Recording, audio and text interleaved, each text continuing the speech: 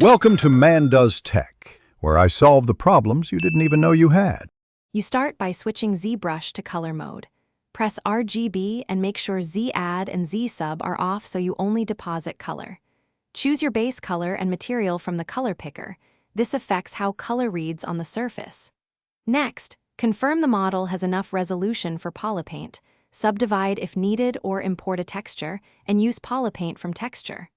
Once done, pick a brush with RGB active and lower RGB intensity to control paint saturation as you begin.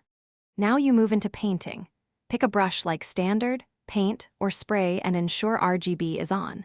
Sample colors quickly with Alt to keep tones consistent. Paint directly or use masks to confine color to specific regions, and remember Fill Object will set an entire subtool to that color instantly. Use RGB intensity to dial subtle shifts without repainting, and create layers so you can blend, lower opacity, or erase strokes. This keeps your changes reversible while you refine the look. Finish by baking your PolyPaint into a texture. Go to Texture Map and choose New from PolyPaint, then export that map for other apps. Make sure to disable any preview materials or switch to basic material to verify true color before export.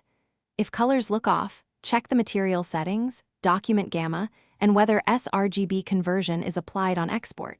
Incorrect gamma is a common culprit. Lastly, re-import the texture to confirm fidelity, and adjust and rebake if necessary. Thanks for watching. If you found this helpful, don't forget to like and subscribe.